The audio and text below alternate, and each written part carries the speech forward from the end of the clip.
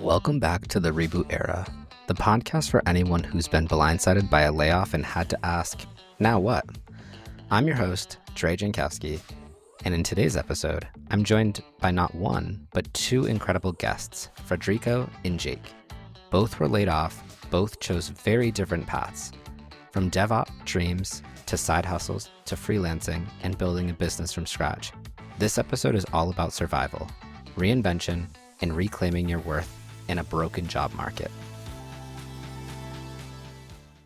Full name is Fredrico Salianga. I'm an IT specialist. I'm specialized in many aspects. My intro, like where I started working first, was actually doing desktop support, and then I gradually went up until I started working with DevOps. Plan was to be hired as a DevOps, junior DevOps, and little to what I knew is I got laid off like before I even had the offer. So they told me, basically, they told me this, like, let's say, like, on the current week, they told me, because you are so good at this, we'll teach you this and that, and you are going to be promoted. And the next week, I know, is Char is on the building. They set up a unpredictable meeting, and they lay off, like, basically the entire team.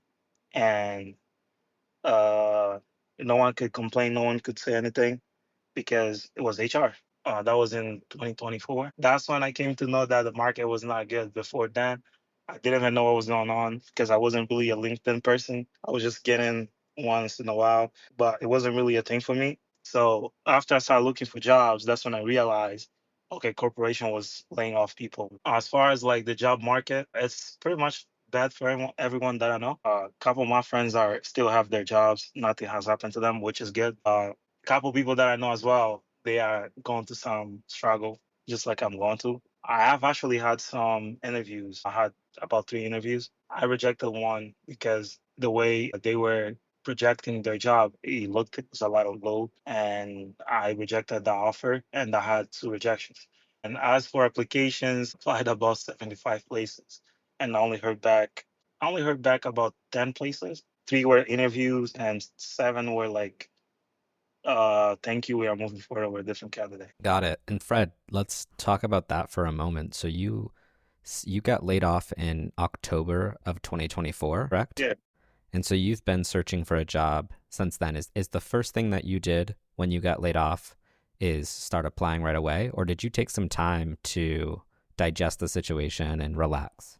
Yeah, I had to digest and kind of collect information at first. I actually took a trip outside of the US because I wanted to stay away from tech and everything. Took a trip to one of the countries in Middle East, Dubai. I went there, spent like a weekend there, just to, like, relax myself, and came back. When I came back, actually, because I have a lot of recruiters who are like my friends who are recruiters. You essentially got laid off in October 2024, took some time to digest the situation and what happened and kind of recognize that it wasn't your fault and it wasn't something that you did. And then you also took the time to leave the US and take a Yes. trip, correct?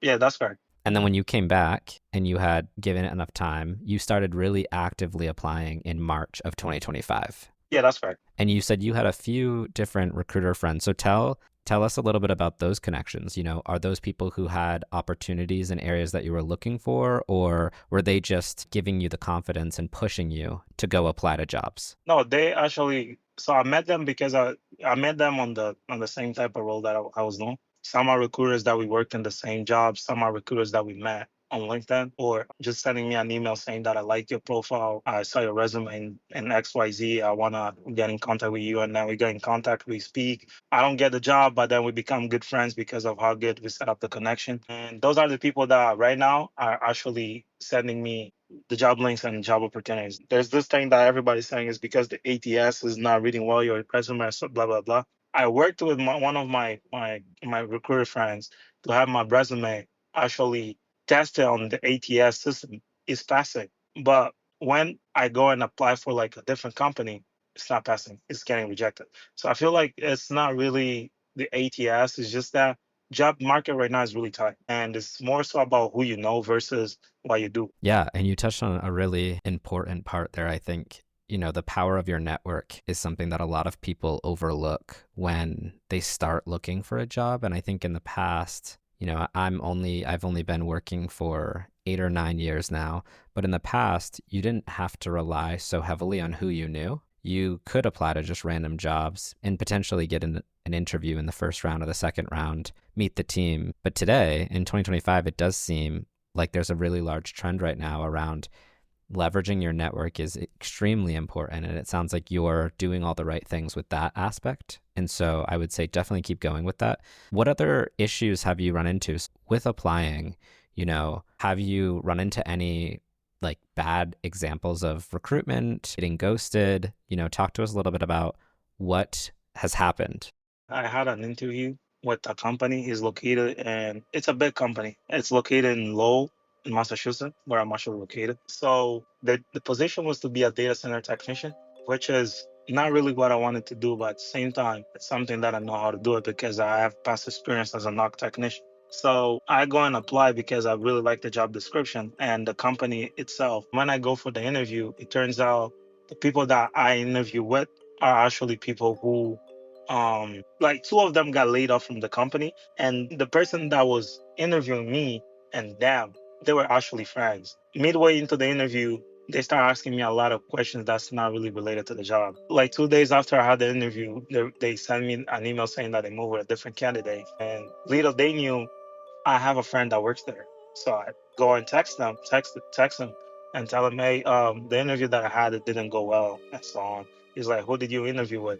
This person. This person said that person got laid off. I'm like, no, you kidding. So just to be clear, your interview was with people who were currently working at the company and got laid off afterwards, or you had an interview with people who got let go from a company. What happened is when people got laid off, they didn't get laid off because of the current state of the economy or anything like that. No, it was because of their job performance. So what they did is because it's a group of friends that work together. So what they are doing is if they see a candidate that's qualified for the job, they'll bring him in to interview him. One of the person that's interviewing you is actually working, but two of them have been laid off. So what they are doing is they are trying to find a way for the company not to hire nobody. Oh, I see what you're saying. So you got like bait and switched. Somebody was legitimately working there and was able to see that you were an applicant who applied, but then two people who were on the call, their resumes or their LinkedIns looked like they worked there, but then as of recently, that's been updated and they didn't work there when you interviewed with them. They were laid off So they were and laid they off. were, got it. That's crazy. So what happens in that case? Do you file a report with like that company? Did you talk to your friend and ask him to report it? Yeah, he reported it. Wow, that's a very interesting story. In the market today, there's definitely a lot of fake scams. There's the people who reach out to you randomly. They don't actually work at any company. They have zero connections and they say things to try to get your resumes, or I don't really know the information they're trying to obtain from you. But there's other scams out there for sure, like jobs that are posted that aren't real jobs. You never hear back, right? You apply and it goes for a endless amount of time. You never hear back from them. But this is the first time I've heard that the job was real. There was one person on the interview panel who was real and actually worked at the company, and the other people didn't and anymore. And that feels like a huge legal issue. But I appreciate you sharing your story, and hopefully something good comes of it and you find, maybe not with that company, but you find an opportunity.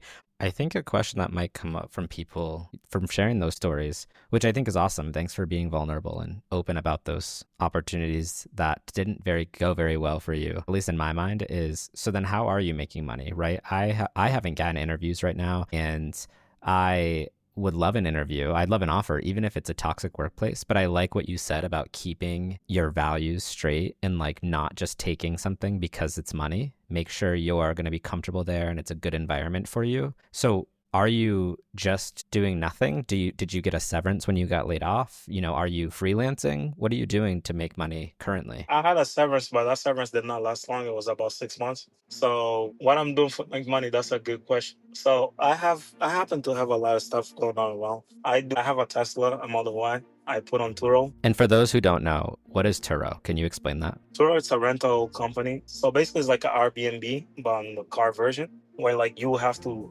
list your car in there and rent it. So basically what they do is they'll find the clients for you. The clients will pay everything through the app, and you just have to deliver the car for the clients. That's what Turo is. It's basically you renting your car to tourists, people who are in need and so on. Yeah. Got it. So it's like Airbnb for your car. So with Turo, you can put your car on there. Do you set the amount or does it give you a recommendation for how much your car would be worth? It gives you a recommendation based on the market, but you can set up on the price based on your reviews and how clean you are. The more customer you have, more reviews you have, and the more the price goes up. That's how it is. Right now, I list mine at $220 a day, which it's fine. It goes well. I get people who will book it for like 2 weeks, and you already have a paycheck right there.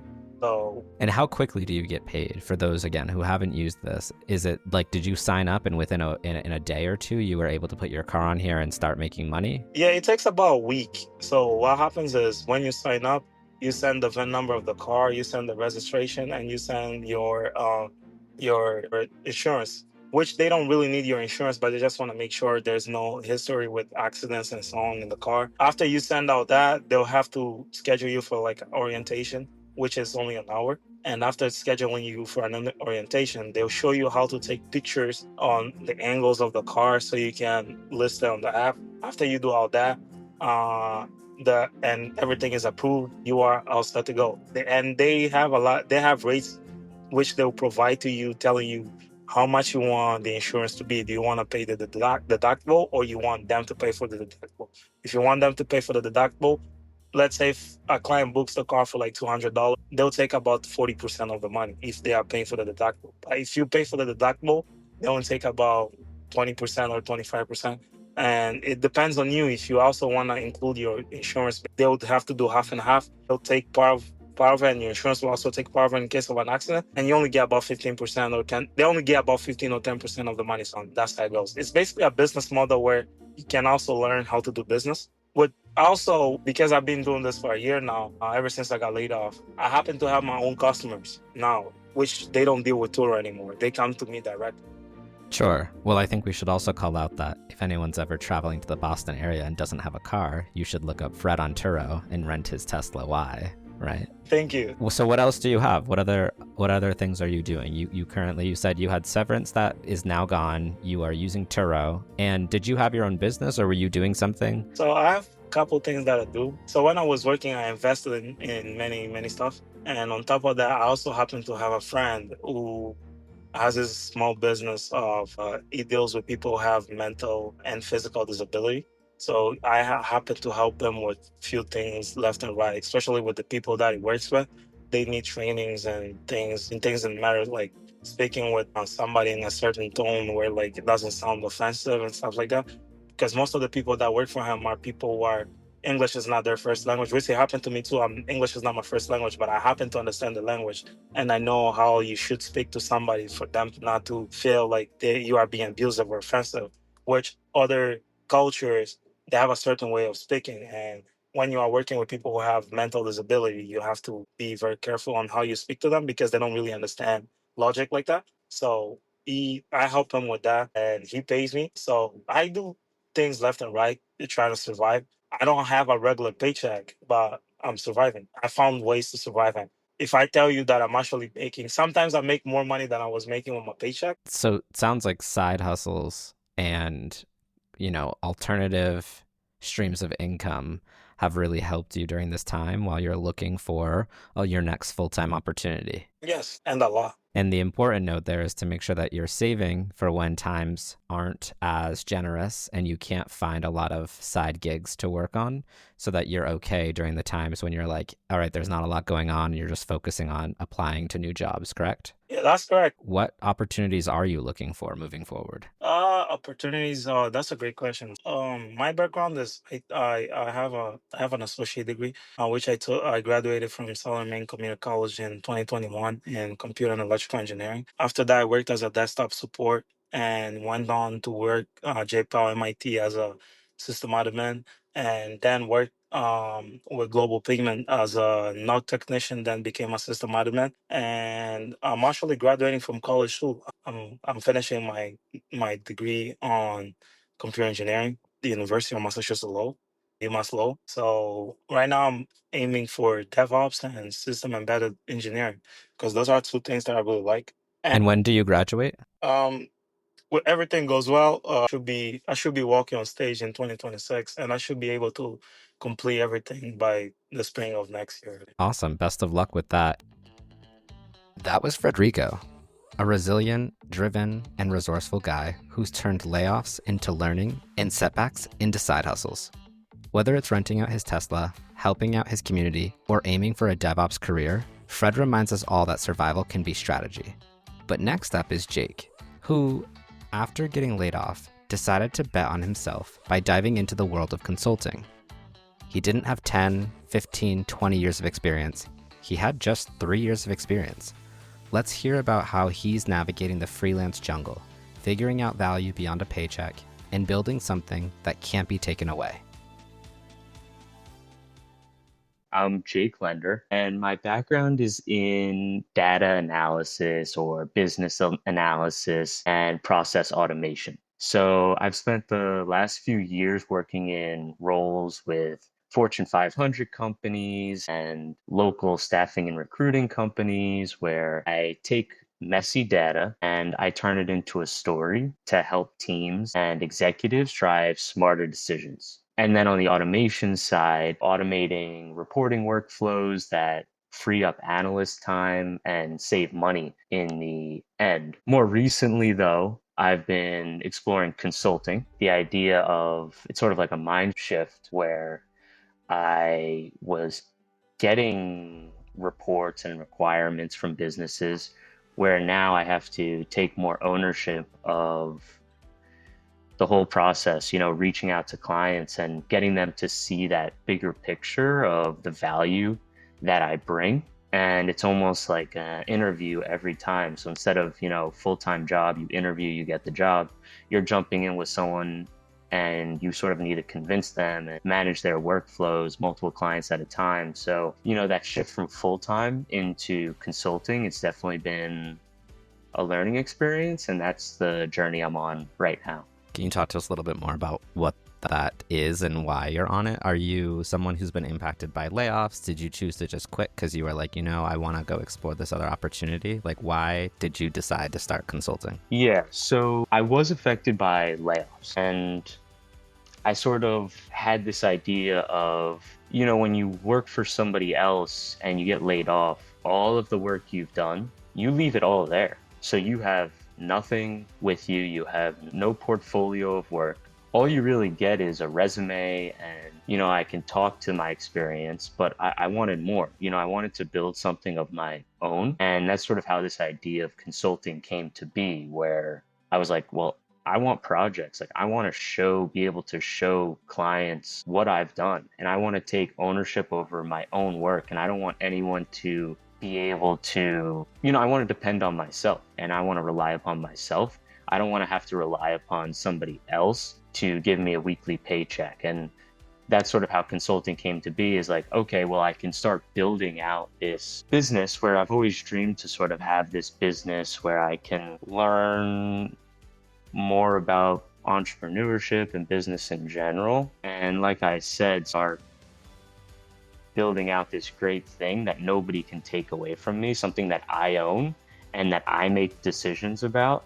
If I want to post on LinkedIn or I want to, do a podcast or a YouTube video or build out my own site, sort of bring that creative aspect that I know I have and combine it with my technical skills. So that's sort of how this consulting dream came to be. I love that. And I think it's so important to understand that in this job market, in any job market, with the access we have to AI and the internet and just being able to work remotely from really anywhere, it's important to explore those opportunities and find your niche and kind of what works for you. Before we jump into anything more around your consulting, I feel like we should take a step back and talk about how we know each other, because I did not go to Florida State University. I've never met you in person. And the only reason I heard from you heard about you was because of a mutual friend that we have. And I like to call out that the power of networking and why I have a vast network and I meet these people. So someone mutual. His name's Brian. How do you know Brian? So I know Brian from Florida State University. We worked together at the gym. And, which is obviously not technically has no technical aspects to it. but we were able to build out this great friendship, workship, whatever you want to call it. And, saying we stay in contact all the time, but like you're saying, to keep relationships, right? Not only build out new relationships, but think about who you've met in the past and keep those relationships going, even if there's no money involved. It's just, hey, what's up? How's it going? What are you up to? Right? I mean, that's what this is kind of all about is, talking to people and especially the people you like. And I love Brian. So keeping up that relationship was easy, obviously. And sort of that's how we met, right? I think oh, yes. So there is more to it then. And then he's in the finance field and we actually connected because he was starting out his, let's call it a consulting finance Yeah, role. he's a financial advisor, right? So he was starting that Yeah. new role. So we had this relationship that was just a work relationship. And then he reached out and he said, "Hey, do you need any financial services?" And I said, "Yeah, like I could always use like more financial help, and I'm always just down to talk about finances myself because I just sort of enjoy that conversation. I've always been into investing and all of that, so it was an easy call to take with him. And then, he then offered to help me out in return, and I think that's when he introduced me to you. I know you have experience in the technical world. I don't know how much we want to get into that, but you have and you offer to help me out. So like this thing of you say like building out relationships, it's so important, and it's something that I should be doing more, to be honest. Yeah, no, I mean that's a great story about how you met him, and I'll save a lot of my story for how I met him for hopefully one day if he joins my podcast because I really want him to. But essentially, Brian is just like this person I met in life while I was touring a city that I was visiting for the first time ever, and I hope I get to share this story publicly one day. But we just hit it off and we connected, and I've talked with him about a lot of different things, and we've bounced business ideas, we've bounced stock talk, like gym talk, all the different things. And I love his energy and how focused he is on goals that he sets for himself. But with that, he reached out and said, "I have this person who I'd love to connect with you with." And I was like, yeah, feel free to like let them know they can reach out. And you did. And at first it was very like quiet and subtle. You didn't come in with an ask, you just kind of talked to me for a minute. And then we were able to grow that into when I got laid off, you reached out about, the news and said, "Hey, I'm sorry." And you were open to discussing and talking about like freelancing and what I've done with freelancing. And so we've actually already had a very similar conversation, Jake and I, talking about freelancing, talking about tips and tricks and things that you can do. And hopefully some of those things have worked for you. But, getting back into what you do with freelancing, I think a lot of people have this idea that if you only have an educational background, you shouldn't hop into freelancing. If you only have a few years of experience after that educational background, you shouldn't hop into freelancing. Why did you choose to try freelancing? And what struggles have you had since you only have a few years of experience? Can you share a little bit about your journey there? By freelancing, because I wanted something of my own. I built out these technical skills, but there is some creative aspect, but there's limited ownership when you're working for somebody else. And in freelancing, you're still sort of working for somebody else. So I think that was something I wasn't thinking about initially. I'm like, oh, freelancing, this is going to be my own thing and it's going to be so cool. I can do whatever I want. And that is true to a degree, right? Because as I said, like I can create YouTube videos, I can create LinkedIn posts, I can do projects, and sort of like I'm building out this asset base. Let's go surface level, because a lot of people in videos and podcasts, they talk about the visions, they talk about like the future, they give the conversation the way we just had it. But I want to be more transparent with people who listen to this. What was the first step? What did you do? Did you log in and go to Facebook and say, "I'm going to find a project"? Did you go to LinkedIn and try to, like, what were the first few steps you took when you decided, "I'm going to try to be a freelancer"? Yeah, I think I went to Upwork because I know that they can connect me with temporary jobs. And my mind is like, okay, well, when I apply to full-time jobs, I go to LinkedIn or Indeed or these to apply to jobs. So how do I get freelancing? Well, go to freelancing sites. And if it was just that simple, it would be great. So that was sort of my first step, is like jump into Upwork, apply to jobs, become successful. But that's not what happened. It's a lot harder than that. It is. It definitely, well, it can be. I will say, for those who don't know, Upwork, I have an entire YouTube video that I dedicated to how to set up a profile, what to look for, kind of ways to find gigs or jobs. And there's an array of jobs that are out there that you can be both in person and remote. But with that, I think Upwork, Freelancer, Fiverr, these are all really powerful sites that you can find opportunities to do gig economy work or freelancing work where you're a consultant and you're coming in doing a job, but you work for yourself. Now, getting back to what you started discussing, longer term, getting those projects, have you found things that are working for you, or where are you in your consulting, freelancing journey? Yeah. So, I've only had a few gigs, and things are definitely competitive now. So not only in the full time, you always hear like, oh, the market's very competitive with full time.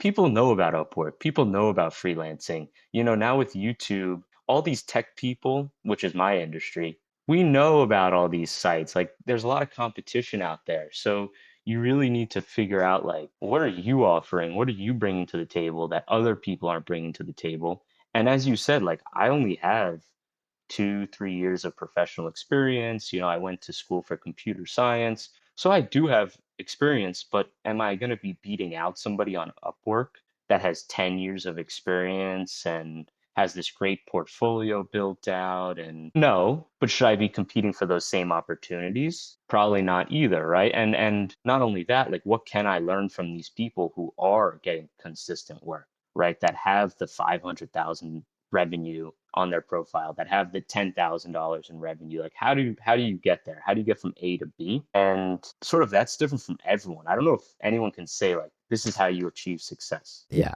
no, absolutely. But I just want to say, for my own journey, right? I've made over $200,000 doing consulting, doing freelance work, using Upwork actually. And the first job I took wasn't $10,000 in pay. It wasn't $100 per hour. The first job I took was small. It was just to build my portfolio, because every review you get, it's like driving Uber or having a restaurant and getting a Yelp review. Like every review that you get is so important. And if you can start stacking those 5 stars reviews, somebody might come in and say, yeah, I have 3 reviews and each one is like a 4.9 star, versus yourself, which might be a lot of different opportunities you've had. You have 100 reviews, each one's a 5 star, but you had very small. Eventually, you're going to get and land those big projects.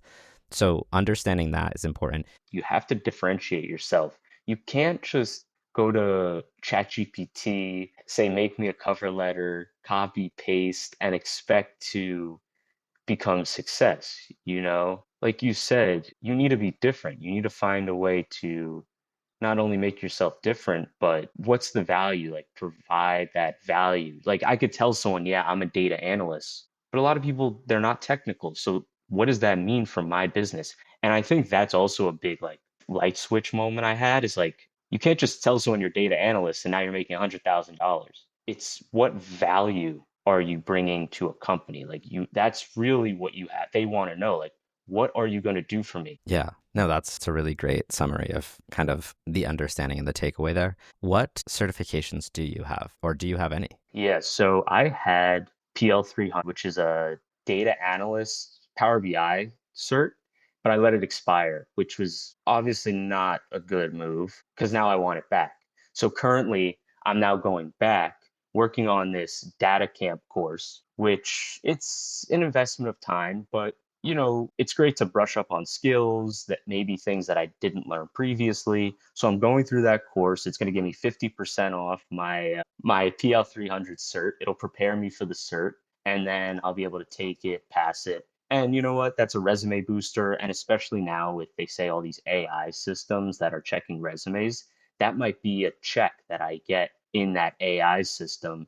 Certifications are very important. It shows that you're going out and you're trying to learn. How do you know which ones to get?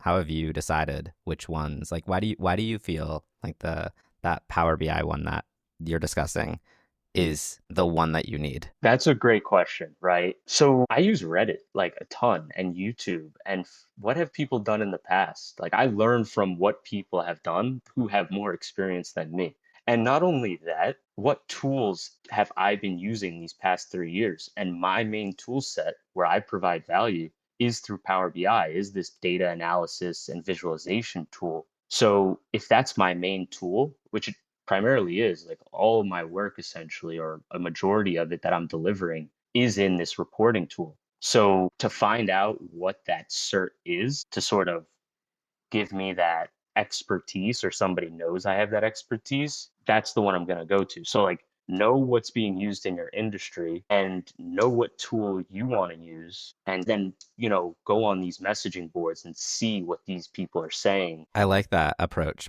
but let's go deeper. So how much time did that take you? Well, the first time around or this time around? Anytime, each time. Give us both. Well, the first time, when you're building that knowledge, it definitely takes you more time. Well, I'll put a caveat to that. So like the first time it's different because you don't know anything about it. You don't know what cert you should be taking. Do certs even matter in my field? Like if everyone's saying, no, don't even worry about a cert, then why waste time with that?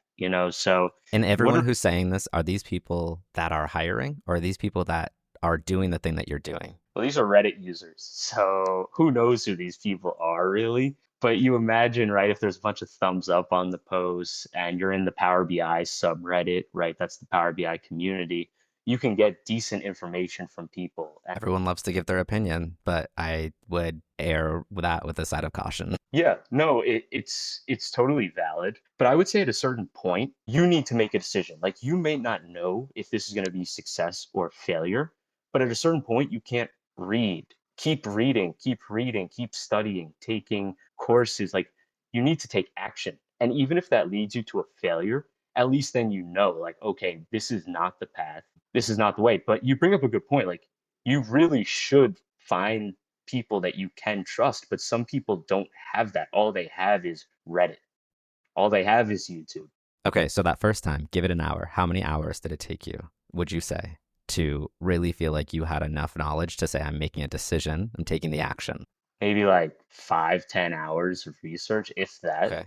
Okay. I mean, that's fine. 5-10 hours of research the first time. Now, that was to determine what certifications are relevant, what tools you should be utilizing, correct? Okay. And then the second time, why did you do it a second time? What were you hoping to gain? Well, I need to get my cert back, right? The first time you were doing this, the idea here was you were looking for what certifications were going to be relevant, correct?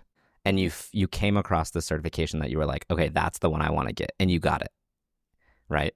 The preparation to determine which cert you wanted took you 5 to 10 hours. Yes? Correct. Okay, so studying for the certs, whole different topic, but let's talk about 5 to 10 hours. That's a lot. That's a day, right? And if it's not one day, it's multiple hours over a week to do that research, to compile it. Why are you not using AI bots, right, to help you? ChatGPT, Gemini, Claude, there's all these great tools out there. Why didn't you leverage those? I mean, I don't want to age myself, but when I first studied for that first cert, the AI was not out there. There was no Okay, ChatGPT. so you didn't do this 6 months ago, right? You did this a few years ago.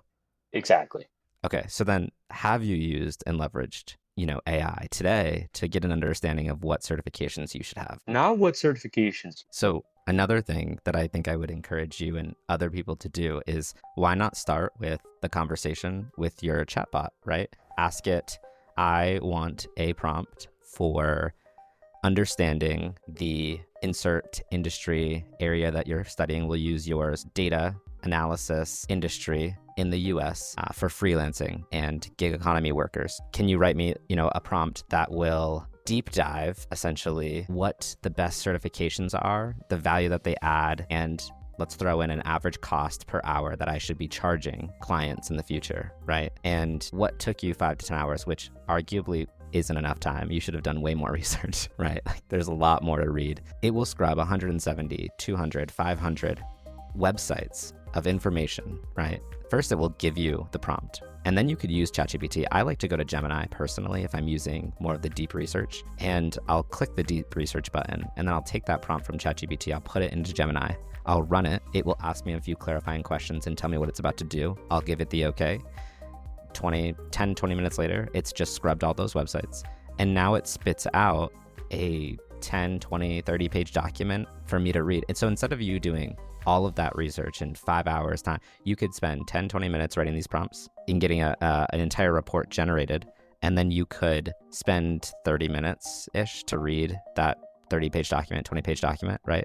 You've just completely taken that down to an hour, of time doing all this research, and you have a very clear understanding of which certifications you want. And then from there, you could take those certs and do a little bit deeper dive if you were curious. I totally agree. I think people that aren't using these AIs, whatever it is, Claude, Gemini, ChatGPT, you're going to lose a race. Jake, I think that this was great, and it's an awesome conversation that I hope inspires others. Are you open to people connecting with you on LinkedIn if they resonate with the things you're saying, or they have tips that they want to share with you? Yeah, tips. If you want to work together, if you just want to have a conversation, like if you're in tech and you want to talk about tech or data, whatever, you can connect with me. Go to my website, jakelender.com. And yeah, I would love to connect with people, learn new things. I think the big takeaway here is connect with Jake if you have any mutual interests. If you're a prospective employer or hiring manager that potentially hears this,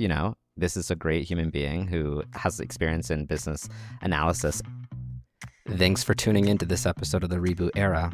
Whether you're building side hustles like Fred, launching a solo venture like Jake, or just trying to stay afloat after a layoff, remember, you are not alone. This era, it's yours to rewrite.